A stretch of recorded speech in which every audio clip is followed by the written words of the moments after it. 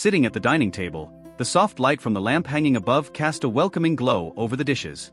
The smell of roast chicken and fresh salad filled the air, creating an environment that, in theory, should be perfect. But there was something in the air that made me uneasy. Sarah, my new wife, was on the other side of the table, smiling brightly as she served the food. Lucas, my 10-year-old son, was next to me, playing with the food on his plate, his gaze distant. Lucas, aren't you going to eat? Everything is delicious," I said, trying to cheer him up. He looked up, but didn't seem interested. "I'm eating, Dad. I'm not very hungry." His voice was monotonous, and the way he spoke seemed to hide something deeper. Sarah, sensing the tension, made an attempt to break the ice. How about we play a game after dinner? A game of Uno? She always tried to connect with Lucas, but his response was just an unenthusiastic nod. As we ate, Lucas started to mumble something that caught my attention. You don't have to be so harsh, Sarah. I just wanted to help." The comments sounded like a bomb in the quiet environment, and I raised my head, looking at him. What are you talking about, Lucas?" I asked, worried. Sarah froze for a moment, the smile fading from her face. She called me tiring, and I was just trying to help clean up the room. Lucas spoke, his voice shaking slightly. The pain in his words was visible, and my stomach turned. Sarah, trying to defend herself, quickly responded, Lucas, you were just messing up even more. Sometimes you need to understand that it's better to leave things alone." The tension increased. He's just a kid, Sarah. He's trying to adjust to all this, I said, trying to intervene. Lucas looked at me, his gaze pleading. I just feel left out. As if I wasn't part of the new family. The sincerity of his words hit me like an arrow. My heart sank, and a weight settled in my chest. It wasn't the first time I noticed the distance between them, but hearing Lucas verbalize it made me distressed. Lucas, we are a family now. You need to talk to us about how you feel, I said, trying to be the father he needed. He sighed, shaking his head. I know, but sometimes it's difficult. I feel like I'm messing up everything. His gaze strayed to the plate, and its fragility made me want to protect it at all costs. After dinner, while Sarah started to clean the table, I took Lucas by the hand and led him to the couch. What else is going on, son? You can tell me anything. He hesitated, looking at the floor before finally speaking. At school, I talked to a friend about it. He said his stepmom is cool and he has fun. But I don't. I don't have fun like I used to. The discouragement in his voice was palpable. You are important to me, Lucas. I'll talk to Sarah about this, okay? I promised, trying to infuse him with some hope. Just don't make her mad, Dad, he said, and the concern in his eyes made me feel a lump in my throat. I'll try, son. I promise I'll try to understand what's going on, I assured, as I thought about the conversation I needed to have with Sarah. Something wasn't right, and I needed to find out what it was. That night, as I got ready for bed, I couldn't shake the restlessness. What exactly was going on between Lucas and Sarah? And how could I, as a father, fix this before it became a rift between us? Answers were forming in my mind, but I knew I needed to be careful. The last thing I wanted was to create more distance between my new wife and my son. After dinner, the silence in the room seemed deafening. Lucas was staring at the cell phone screen, his fingers moving quickly, completely oblivious to what was going on around him. I couldn't escape the feeling of guilt that had accompanied me since the conversation I had with him earlier. I needed to understand what was happening to my son, but Sarah's words still echoed in my mind, making me question whether I was just being a protective father or if something was really wrong. Lucas, I called, trying to get his attention. He looked up, but then returned his focus to the screen. We can talk a little bit? He hesitated, but finally put his cell phone in his pocket and turned to me. About what, Dad? About what you said earlier, about Sarah. I felt my stomach drop at the mention of her name. I want you to know that you can talk to me about anything. How are you feeling at home? Lucas frowned, looking more uncomfortable than before. It's just, sometimes I feel like she doesn't like me. She always says I'm tiring and tells me to do things, as if I were a problem. Those words cut like a knife. I felt like a terrible father, unable to understand my son's pain. Lucas, you're not a problem. It's normal to be jealous when something changes at home. But Sarah, she just wants to help. Help? She just stays on her cell phone and doesn't care about me. The frustration in his voice made me realize how much he was suffering. I just wanted her to treat me like you. I sighed, trying to find the right words. I'm going to talk to her, okay? I want you to feel comfortable here. You are my priority always. Lucas nodded, but his gaze was distant. The weight of the conversation made me uneasy.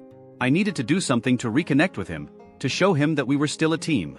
How about a day just the two of us tomorrow? I suggested, trying to bring some enthusiasm to our conversation. We can go to the park, ride a bike, or even fish. What do you think? Maybe, he replied, but still seemed hesitant. I just hope Sarah doesn't come. I felt a lump in my throat. It was painful to realize that Lucas felt this way. Don't worry, just the two of us. Promise. The next morning, I woke up early, excited for the day I had planned. I prepared a quick snack and went to wake Lucas up. He was reluctant, but after insisting for a while, he finally stood up. Daddy, will you bring my cell phone? He asked as he stretched. No, Luke. Today we will not use cell phones. Let's have fun and enjoy nature, I replied, trying to convey excitement. He made a face but didn't protest. The ride to the park was filled with tense silence as I tried to think of ways to get Lucas to open up. The park was full of life, children playing and laughter echoing. But to my displeasure, Lucas seemed more interested in observing the world through his cell phone screen than enjoying what was around us. Look, a lake. Let's go fishing, I said, trying to cheer him up. Just a second, Dad, he replied, eyes glued to the screen. I just need to respond to a message. Frustrated, I took a deep breath. Lucas, I'm here with you. I want to spend time with you. Can we put the cell phone aside for a while? He finally looked at me, a gleam of discontent in his eyes. But my friends are online. Friends are cool, but I'm your father. And I need you here now. Let's have fun together like before, I insisted, trying to convey the seriousness of my words. He sighed, finally putting his cell phone away. Joke all right. Let's go. The excitement in her voice was still shy, but I noticed it. Throughout the day we tried to fish but didn't catch anything. We laughed, joked, and even had some competitions to see who could jump the farthest. But deep down, I knew there was still a barrier between us. Something that needed to be broken. When we returned home, the atmosphere was lighter, but doubt still consumed me. When I walked in, I saw Sarah sitting on the couch, laughing about something on her phone. The sight of her, so carefree, made me feel slightly uncomfortable. What was so funny? Curiosity took me by storm, but I decided to ignore it for now. The focus should be on Lucas and his well-being. Hi, how was your day? Sarah asked, still not taking her eyes off the screen. It was good. We went fishing, but we didn't catch anything, I replied, trying to keep the conversation light. Oh, what a shame, she said, finally looking at us, but then looking away again at her cell phone. Faced with that scene, a small suspicion began to form in my mind. The idea that something wasn't right made me uneasy. But for now, I needed to focus on Lucas and how we could deal with the difficulties we were facing. Whatever was going on, I was determined to find out. I decided the only way to find out the truth was to install home security cameras. It wasn't something I had imagined doing, but the restlessness inside me grew every day. While preparing everything, a mix of anxiety and determination took over me. What did I really expect to find? But at the same time, worrying about Lucas wouldn't leave me alone. He needed to feel safe and loved, and I had to find out whether Sarah was making that possible or not. While installing the cameras, I found a dusty box in the back of the hallway closet. Curious, I opened it and there was an old photo of Sarah with an ex-boyfriend. They were smiling, with their arms around each other, so happy. A chill ran down my spine and a wave of insecurity enveloped me. Was I just a second option to her? The image remained engraved in my mind, fueling a feeling of jealousy and distrust that I tried to ignore. Mark, are you okay? Sarah's voice broke me out of my thoughts. She was at the door, watching me with an expression that mixed concern and curiosity. Yes, I'm just organizing some things, I replied, trying to remain calm. And you, how was your day? The usual. Work and more work. I'm thinking about doing something special for Lucas this weekend. What do you think? She smiled, but there was something in her gaze that made me hesitate. It sounds like a good idea, I said, even though my mind was far away. What could she be planning? A genuine gesture or a way to make amends for something I didn't yet know? After installing the cameras, the anticipation of reviewing the recordings made me uneasy. The first few hours showed nothing unusual, just everyday routine. I watched Lucas and Sarah interacting, waiting, hoping that everything was okay. But as the days passed, the tension grew. One night, while reviewing the footage, I saw Sarah talking to Lucas. He was trying to show her something he had drawn at school, but she seemed distracted, looking at her cell phone. Lucas, this is very tiring. We don't have time for this right now, I heard Sarah say, her voice sharp. My heart sank. How could she be so insensitive? Lucas just fell silent, the expression on his face changing from enthusiasm to discouragement. The scene was repeated several times. Sarah often excluded Lucas from activities, ignored his efforts, and sometimes I saw her roll her eyes when he spoke. With each recording, the image I had of her began to distort. This can't be happening, I muttered to myself, feeling a mix of anger and sadness. I knew Sarah wasn't perfect, but this felt like so much more than just small mistakes. It was as if she was trying hard to push Lucas out of her life. The next morning, I couldn't contain myself. I called Lucas for a chat while we had coffee. Lucas, are you feeling okay with Sarah? I asked, trying to sound casual. He looked at me with big eyes, confused. She's cool, Dad. But sometimes, I feel like she doesn't like me. My heart broke. What happened, son? Lucas hesitated before answering. She calls me tiring and, I don't know, she doesn't seem to want to play with me like you do. The guilt consumed me. I didn't want my son to feel this way. Lucas, I promise I will talk to her. You know I'm here for you, right? He nodded, but the sadness in his eyes made me realize that words were insufficient. I needed to act. Installing the cameras was not just a security issue, it was an attempt to understand what was going on in the dynamic between my wife and my son. That night, as I reviewed more recordings, frustration grew. What else would I have to see to understand the truth?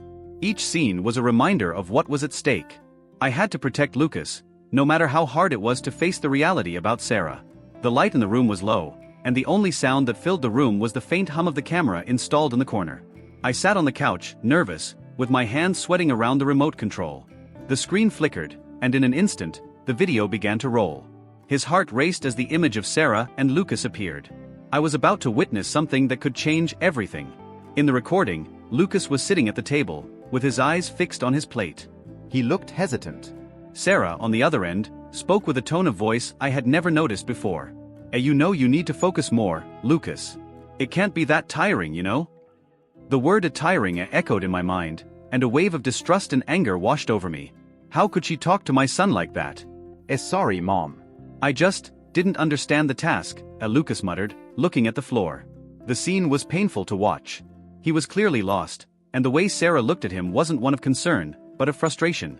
If you can't, maybe you're not ready to be here, as she said, with a tone of contempt that broke my heart. Sarah! I screamed, almost involuntarily, as the recording continued. I wanted to get on that screen and protect Lucas, let him know he wasn't a burden. The recording continued, and the scene changed, now showing Sarah on the phone laughing. What was supposed to be a light moment quickly turned into something dark when, in the middle of the conversation, I heard a word that left me in a state of shock. Yeah, he's a burden, and sometimes I just want some time to myself, Sarah said, laughing. My stomach turned. How could she say that? Anger and pain mixed together in me, and I knew I needed to confront it. But how could I do that without seeming like the villain in the story? How could I protect Lucas and at the same time not lose Sarah? That night, when she got home, I was waiting, the recording still echoing in my mind. Hey love. How was your day? Sarah asked, with a smile that looked fake, like she was trying to cover something up. We need to talk, I said, my voice firm. She frowned, immediately defensive. About Lucas, I added, and her expression changed to a mask of indifference. What's wrong with him now? Sarah asked, trying to look away. I saw the recordings. The way you talked to him. That's not normal, Sarah. You called him tiring and a burden. The tension in the air was palpable. Silence dragged on as I watched her process my words. Mark, you can't take this seriously. He is being spoiled. We need to be firm with him, Sarah said, defensiveness now completely in her voice. You can't blame me for that. To blame? I'm not blaming you. I'm trying to understand.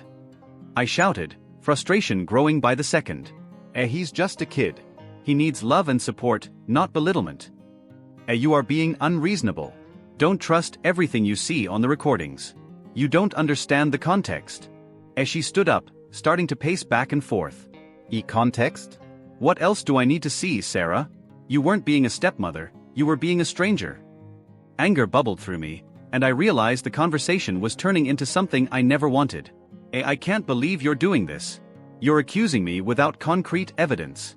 This is unfair. She stared at me, her eyes shining with indignation. I just want to protect Lucas. He is my priority. I screamed, but the echo of my own voice sounded hollow. The truth was that I was lost. The trust one had in Sarah was starting to fade, and I didn't know if I could get it back. What to do now? The only thing I knew was that no matter how hard we tried, the connection we had was breaking. You need to trust me, Mark. I'm not the villain in this story, as Sarah said, her voice calmer now, but the coldness was still there. Doubt deepened in my chest, but I couldn't just ignore what I had seen. It was clear something was wrong, and with every minute that passed, I knew I needed to act to protect Lucas. The decision was forming in my mind, but the weight of it left me distressed. I stared at the computer screen, the recording of Sarah and her ex-boyfriend pulsing before me like a burden I didn't know if I could bear. What was supposed to be just a normal day of surveillance turned into a nightmare. My heart sank when I saw the image of Sarah leaning to the side, laughing at something the man had said. Heat rose to my face, and anger spread like wildfire in my chest. This can't be happening, I muttered to myself, feeling my stomach drop. At that moment, the idea of confronting her became inevitable. I needed to know the truth. With the recording still open on the screen, I took a deep breath and looked for words that could express the pain and betrayal I felt. The memories of when we got married, of how perfect everything seemed, now seemed distant and unreal. What happened to the trust we built? Mark, are you okay? Lucas's voice brought me back to reality.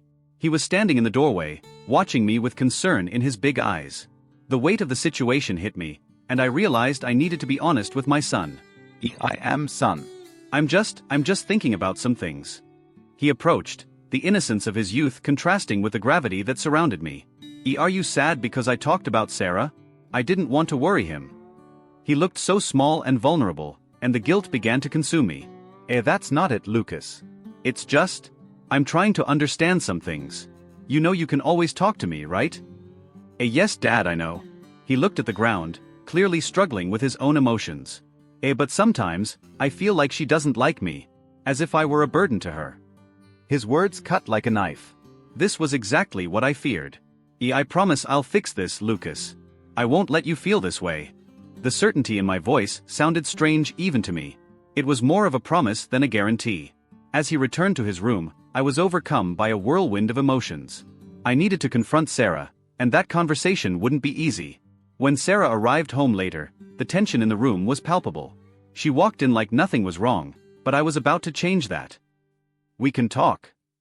I asked, trying to keep my voice steady, but the tremor in my hands betrayed my emotional state. Of course, what happened? She smiled, but there was something in her gaze that seemed distant, as if she already knew what was coming. I sat on the couch, gesturing for her to join me. I saw something that worried me. The silence that followed was deafening. What are you talking about? As she asked, her expression of innocence turning into a defensive expression. I saw you with him, I managed to say, my voice cracking as I mentioned my ex-boyfriend's name. Everything was recorded. While Lucas was at school. Her face paled, and I knew the impact of my words was making itself felt. You can't believe this nonsense. What are you accusing me of, Mark? She began to scream, defensiveness immediately raised. Her transformation was impressive and frightening. I'm not accusing anyone, Sarah. I just want to understand. Why were you meeting him? Anger began to mix with confusion. I didn't want this to become a conflict, but the truth was in front of me, and I couldn't ignore it.